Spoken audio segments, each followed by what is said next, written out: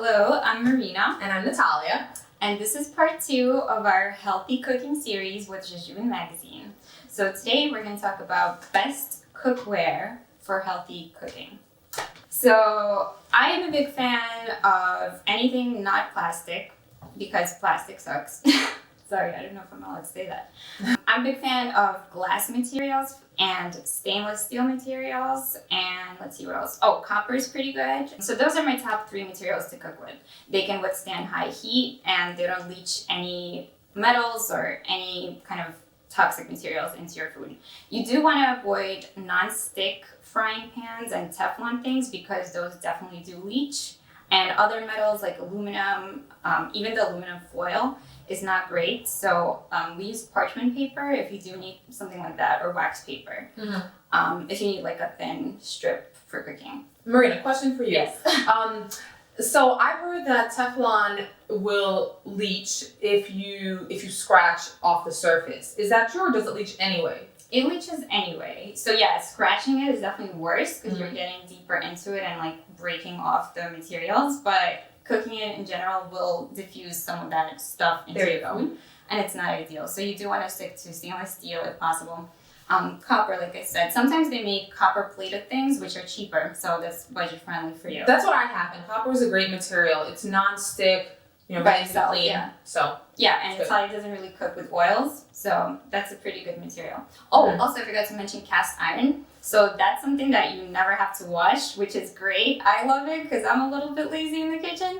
So what you have to do is just like heat work it and put some oil or butter into it every single time and kind of just wipe it clean, but you never have to wash it. In fact, washing it damages it.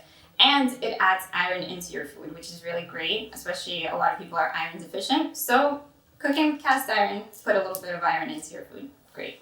One thing that we didn't talk about is kettles. So people usually don't think about it, but either stovetop or electric kettles are also made of sometimes not such great materials. So I actually prefer stovetop glass or stainless steel kettles. And even the lid is important. So a lot of the times they have plastic lids on them, whether or not it's glass or stainless steel. So you do want to avoid it because the water as it boils condenses back down. So anything that could be possibly touching the water, liquid or vapor, should not come in contact with plastic. basically, this kettle here is everything you want to avoid. That's what Marina just said. But yeah, so in general, those are my tips. I'll include some of the kettles that I've done research on that I think are pretty good quality. You can find it on Amazon. You can ask your local stores about it. Okay, and then another tip about water. So water is something, 70% of our bodies are water. We need water to live. Water, an essential thing. So whether you're boiling the water or not, you do want to make sure that you're drinking and cooking with clean water. And I just want to interrupt you for 1 second. I just wanted to Marina's horn for a second and point out that Marina is a pharmacist and she is on her way to becoming an herbalist. So basically, anything she says about health is you can count on. You can rely on it being correct. Thanks, so Natalia. go on. So anyway, water. We definitely want good quality water. So I really recommend investing in a filter, even though the upfront cost might be a little expensive, ranging, upwards towards $100 or sometimes even more for a really good quality one that filters out everything that you want to filter out, including heavy metals and other things. Anyway. But, and I just want to jump in for a second and say, on the other hand, if you're buying bottled water, that's more expensive than a filter. Like after, a few months, that cost, it cancels itself out. So we're only talking, so you shouldn't even consider that, I think.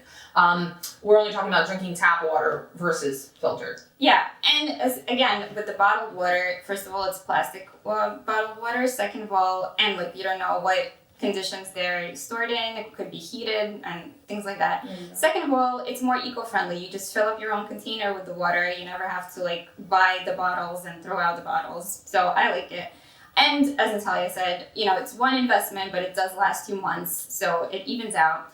And if cooking organic, let's say, is important to you, I think this is something equally as important for you to consider, to have good, quality drinking water.